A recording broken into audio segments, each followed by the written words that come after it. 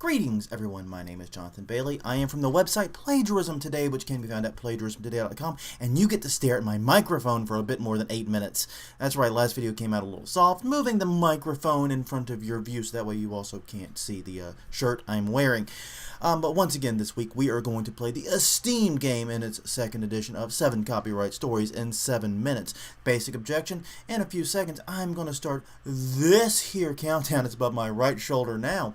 And I have 7 minutes to get through 7 of this week's top stories. Why? Because I'm a busy guy, you're a busy guy and or girl, and therefore you have to get your copyright update as fast as possible. That's exactly what we're going to do, so we can all get back to doing other things. Like for me, I may play with my zombie friend over there, and I may also fool around with the green screen on the other side of me that I'm not using this episode. Sorry for the red-green thing going on here. Red Green, by the way, an excellent TV show. So on that note, if everyone is ready to get this party started, we are going to start with copyright story 1 right now.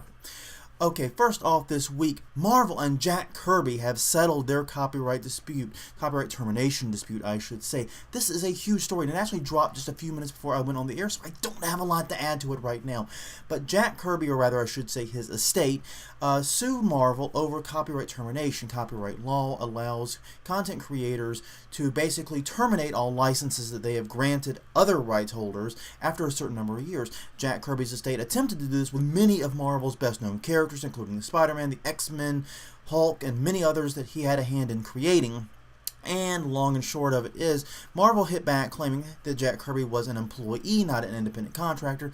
Therefore, copyright termination does not apply. Jack Kirby's estate has been involved in this dispute since 2009 when they originally filed the termination notices. In 2011, a court actually ruled in favor of Marvel, but the Kirby estate was preparing to take this matter to the Supreme Court. Now, things admittedly were not looking very good, but a lot of people came out to support Kirby, so it was going to be very interesting to see what happened if this had reached the Supreme Court, but it's not going to happen. The terms of the settlement were not disclosed, but basically speaking, they're saying they're all buddy-buddy, best friends right now, looking forward to working together. Talk to you soon. Another copyright story of major importance this week, Flo and Eddie of the Turtles, basically the band that sang that song Happy Together, and you probably heard it in that Ernest movie, Ernest Goes to Camp, that was it,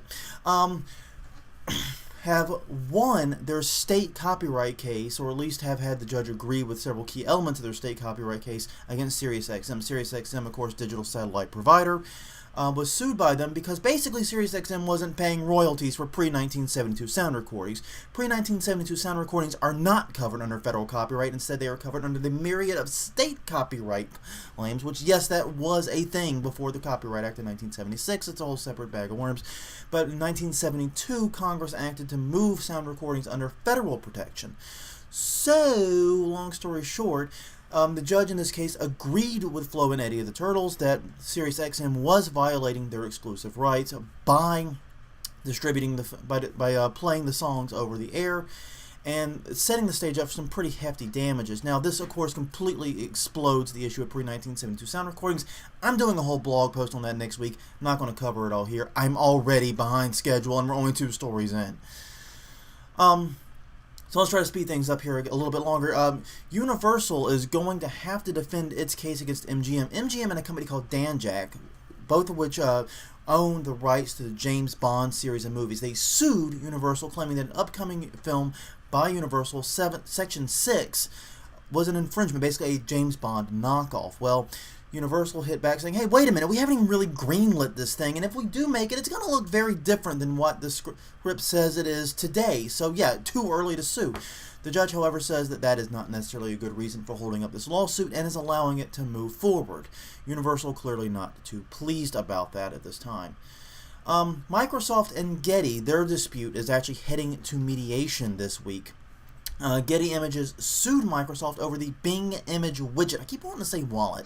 Bing Image widget, which was a widget that webmasters could embed to their site and basically look at pretty images from Bing Image Search. Now, Getty claimed that many of the images that were found in the Bing Image widget were actually copyright infringements from Getty Images itself. Basically, Getty says, hey, we make our living licensing images to sites. What jerkwad are you getting off putting those images on other people's websites for us for free without any payment to us whatsoever? Now, the dispute is heading to mediation, which basically means the two parties have agreed to take this and try to resolve it outside of the courts first. Doesn't mean that the court aspect's over, just going to try to resolve it this way. In the meantime, Microsoft has removed the image widget from their site and says they will only put it back up if they do nothing but licensed images. So, seems to be moving forward there. Also, Universal Music and Universal Music Publisher have filed suit against Monster Energy. You might remember some time ago how the Beastie Boys won a copyright infringement, or I should say rather a false. Oh, come on, Jonathan. But basically won a lawsuit with Monster Energy over a promotion over a snowboarding event that Monster puts on. Long and short of it is Monster Energy drink does a snowboarding event. They use 3 remixes of Beastie Boys music without the permission of the Beastie Boys. Beastie Boys sued. Beastie Boys won. Now the record label and publisher want in on the action as well, thus the suit they have filed. Daily Mail and News Corp have also settled their dispute. Remember, News Corp accused Daily Mail Australia, this is an Australian dispute, of basically rewriting and basing a lot of their reporting on News Corp work. Well, they have hit back and forth a few times and have just agreed to settle it. Now, this never actually reached the lawsuit, just some formal cease and desists. So, yeah, not really much to say here. But this issue is clearly behind us now. They seem to be buddy-buddy and have made changes to appease one another. And finally, this week, it appears that my efforts to get caught back up actually did pay some dividends. Kim.com's internet party strikes out pretty big in New Zealand. Long and short of this story is Kim.com had created a party called the Internet Party and had teamed up with another established party in New Zealand known as the MENA Party. Now, the MENA Party actually had 1 seat, so it seemed likely that the two forces combined, like the world's weirdest Captain Planet, were going to achieve the impossible and actually putting an Internet Party member in the Parliament of New Zealand. Well, it didn't work out so good. The two sides not only failed to gain any new seats, but failed to retain the seat they already had.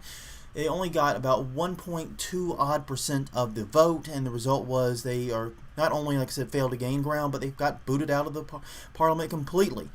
Kim.com did admit in sort of the post-election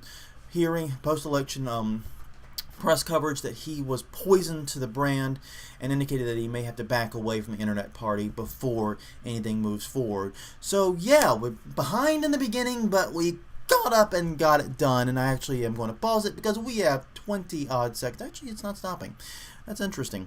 But yes, we have about 20 seconds left on the countdown. So on that note, everyone, thank you very much for joining us, and glad we were able to get through the 7 copyright stories in 7 minutes with a little bit of time to spare at the very least.